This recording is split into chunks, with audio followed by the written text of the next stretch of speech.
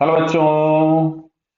यहां लिखा है a uniform rod of mass m 2√10 kg and length L can rotate in a vertical plane about smooth horizontal axis hinged at point H। इस point पे hinge है।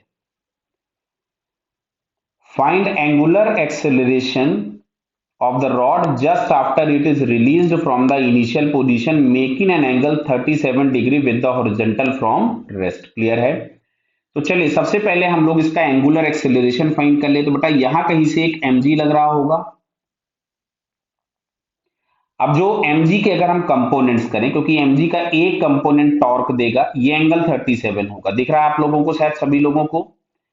तो ये हम लोगों के पास यहां से आ गया mg cos 37 और एक कंपोनेंट आ जाएगा इस डायरेक्शन में जिसको हम लोग लिखेंगे mg sin 37। क्लियर? तो हमको दिख रहा है कि mg sin 37 तो इसके सेंटर से पास हो गया, तो ये कोई टॉर्क देगा नहीं। टॉर्क के नाम पे आपको मिलेगा mg cos 37 केवल। तो यहां से अगर हम टॉर्क निकालें तो mg cos 37 में इसकी वैल्यू भी पुट कर देता हूं into L/2, perpendicular distance rotation axis से L/2, बिकॉज ये एक्ट हो रहा होगा सेंटर ऑफ मास से, I into alpha. And point के अबाउट आई होता है ml²/3। तो इस l से l कैंसिल हो गया, m से m कैंसिल हो गया, कुछ और कहीं पे कैंसिल हो रहा है? नहीं। तो अल्फा इज इक्वल्स टू हमारे पास आता है 12g/10। तो जो एंगुलर एक्सेलरेशन हम लोगों के पास आ गया 12g/10, इसको हम 6g/5 भी लिख सकते हैं, 2 से अगर हम उड़ा दें। क्लियर है? तो ये हम लोगों के पास आ गया दिस मच ऑफ रेडियन पर सेकेंड स्क्वायर। क्लियर? अब आगे क्वेश्चन में ये तो एक पार्ट पूछा गया था, हो गया। दूसरा पूछा है find force exerted by the hinge just after the rod is released from rest. Clear है? तो देखिए अब यहां से हम लोग दो कंपोनेंट कोई भी ले लेते हैं जो यहां से नॉर्मल लग रहा है। इसको कुछ भी हमने इधर की तरफ में मान लिया, मान लो n1 नॉर्मल है कोई, और एक इस डायरेक्शन में होगा n2 normal.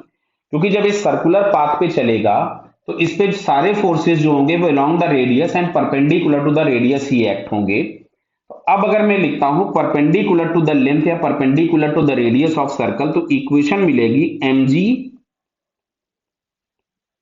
cos 37 minus n1 is equals to m into at। एक टेंजेंशियल एक्सेलरेशन होगा इस वाले पॉइंट का। क्लियर है? बताइए, क्योंकि अगर एंगुलर एक्सेलरेशन प्रेजेंट है तो टेंजेंशियल एक्सेलरेशन होगा। अच्छा, टेंजेंशियल एक्सेलरेशन होगा कितना? तो इसको मैं लिखूंगा L/2 इंटू एंगुलर एक्सेलरेशन। और एंगुलर एक्सेलरेशन अभी अभी हम लोगों ने निकाला था 6g/5। तो यहां से हम लोग इसको लिख सकते थे 3Lg/5। क्लियर? इस 2 से हमने इसको यहां पे कैंसिल कर दिया। क्लियर? चलिए अब आते हैं यहां पे। तो n1 इज इक्वल्स टू मिलेगा mg cos 37 हो गया था 4/5। मैं n1 को इधर ले गया और m इंटू एटी को इधर लाऊंगा तो माइनस हो जाएगा। और at बराबर हमारे पास मिल रहा था, कुछ तो कहीं गड़बड़ कर दिया, देखिए जरा। हाँ देखिए देखिए, पकड़ में आया। ये alpha is equal two divided by यहाँ पे 10 होगा, ये 5l होगा। क्लियर है? तो यहां से हम लोगों के पास ये l आएगा, ये कैंसिल हो गया। क्लियर? तो ये जो बीच में हम लोगों को यहाँ पे l दिख रहा है ये गायब हो जाएगा। मतलब फाइनली हम लोगों के पास केवल यहां से मिलेगा 3g/5। थोड़ा सा ध्यान रखेंगे, अदरवाइज गड़बड़ हो सकता है। जैसे मेरे से तो गलती हो गई अभी ये, बट पकड़ में आ गई क्योंकि इन्होंने आखिरी में ये भी पूछ दिया था। ये नहीं पूछा होता तो हो सकता है क्वेश्चन का आंसर गलत भी निकल जाता। क्लियर है बेटा? चलिए तो फिर अभी आगे बढ़ते हैं। गलती समझ में आ गई आपको? ठीक है। तो यहां से मिलेगा 4mg/5 minus m into eighty, और एटी हमारे पास था 3g/5। क्लियर बेटा? तो 4 में से 3 चला गया तो ये बचा mg/5। मतलब जो n1 था वो ये आ गया mg/5। अब सुनो, अच्छा n2 देखो,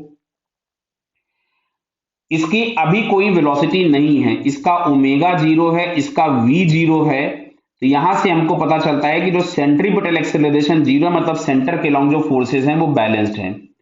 तो एक अवे फ्रॉम द सेंटर लग रहा था n2 और एक सेंटर की तरफ लग रहा था mg sin 37। तो इसको हम लोग यहां से लिख सकते थे 3mg/5 n2। तो जो रिजल्टेंट नॉर्मल एक्ट होगा it should be under root of n1 square plus n2 square, क्योंकि दोनों परपेंडिकुलर, एक मैंने अलोंग द रेडियस लिया था और एक अलोंग द टेंजेंट। तो N1 का स्क्वायर, मतलब यहां से मैं mg तो बाहर कर देता हूं, समझ में शायद सभी लोगों को आ रहा होगा, दोनों में mg था, ये आ गया 1/25 और प्लस ये आ जाएगा 9/25। क्लियर है?